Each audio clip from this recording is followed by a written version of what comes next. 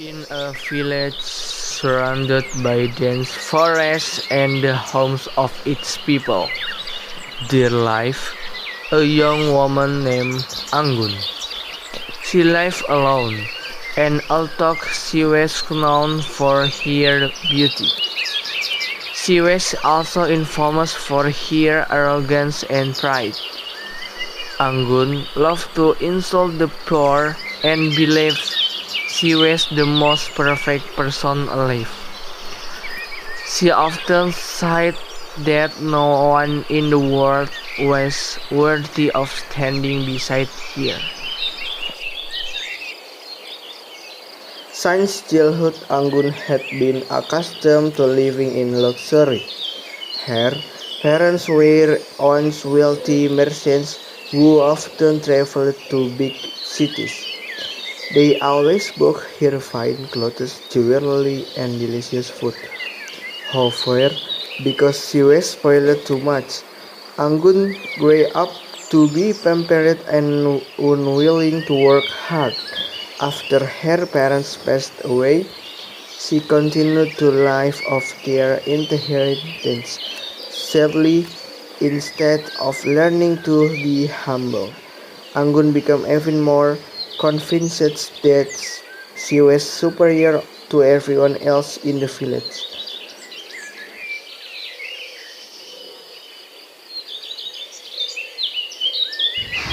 Every morning, Anggun would wake up later than the other villagers, while everyone else was already heading to the fields or the market. She was still busy combing her long hair in front of a leather mirror.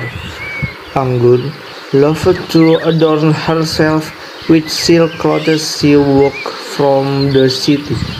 Even though she lived alone, she always wore her finest outfits as if every day were a grand celebration.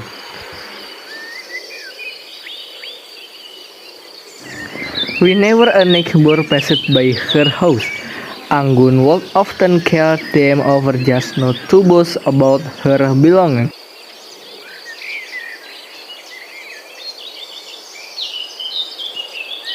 Look at my new necklace. No one else in the village owns something like this.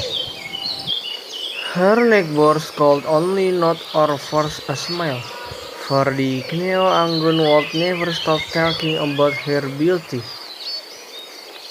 Anggun also often belittled the work of the villagers.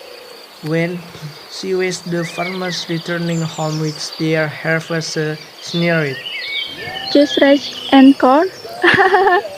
You will never live as luxurious.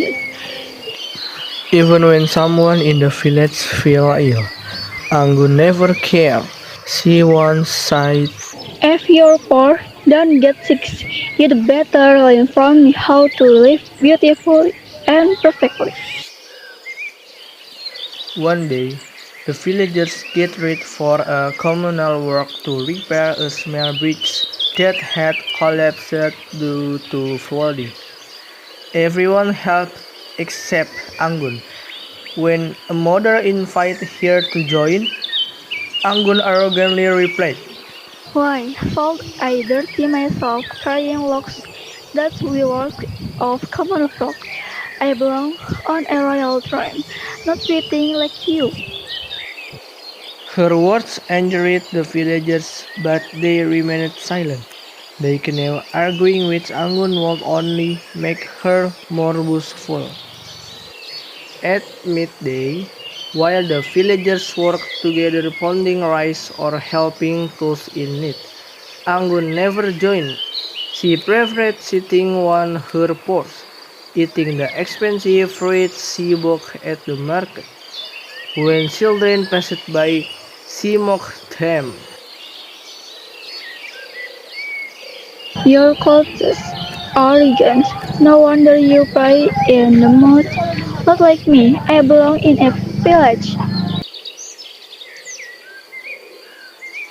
Even the young men of the village who often practiced martial arts in the field.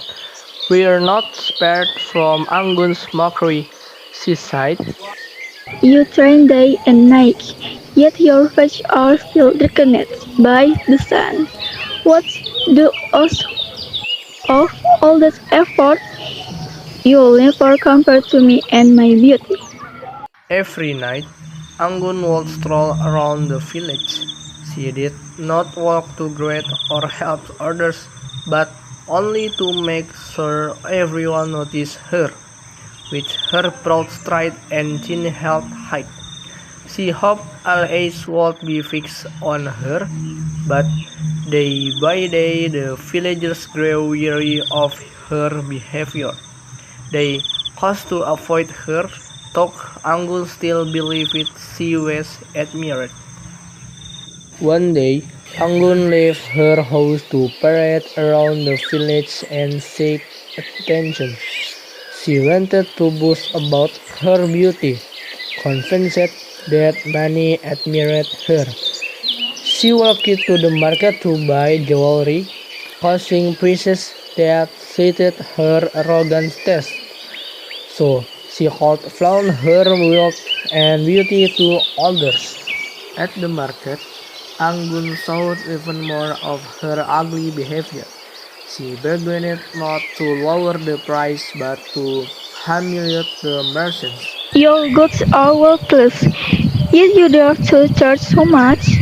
You should be grateful and beyond this. If it weren't for me, what was when you got? After buying jewelry, Anggun proudly walked home. Along the way, she met an old beggar who asked her for food. Miss, may I have a little alms to eat? Poor people only know how to beg. She walked away, leaving the old man behind. The beggars was saddened and cursed. May that girl be turned into stone.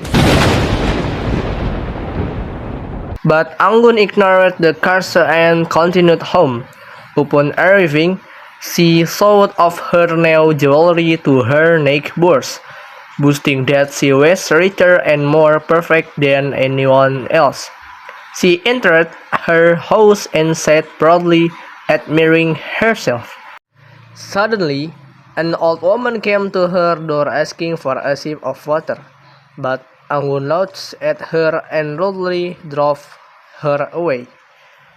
Get out of here, old hag! Don't dirty my yard with your filthy feet. But the old woman was no ordinary person. She was a wise sorceress testing the kindness of human hearts. With a gentle yet firm voice, she said, Although beauty without a keen heart is nothing but vanity. At once the sky rumbled lightning flashed, and the wind swirled around Anggun. She ran in panic to her front yard, but her body began to harden from her feet to her head.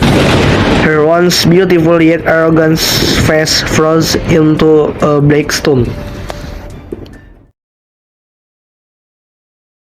From then on, in front of her house stood the stone statues of a beautiful girl with a proud expression. The villagers of Tongtong live in there as a reminder that arrogance only leads to destruction. They learn it from Anggun's story that outer beauty alone is meaningless without kindness and virtue. Day by day, Anggun's stone figures become a symbol for the villagers. They remembered her story and strove not to follow her paths. They tried to become better and wiser in their daily lives. Thus the tale of Anggun, the black stone was passed down from generation to generation, reminding everyone of the importance of kindness and humility. The villagers of Tongtong even built a small garden around her statues as a symbol of hope and change. Over time, The village of Tongtong grew more prosperous. People live by helping one another, and children grew up with Anggun's story as a valuable lesson. They understood that true beauty was not in a fair face or fine clothes, but in a heart full of love and compassion.